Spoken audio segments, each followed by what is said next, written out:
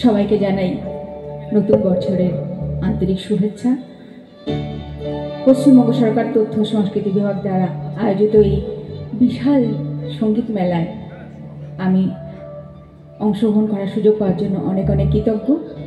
অনেক ধন্যবাদ জানাই পশ্চিমবঙ্গ তথ্য সংস্কৃতি দপ্তরকে এবং বাংলা সঙ্গীত মেলা বিভাগে।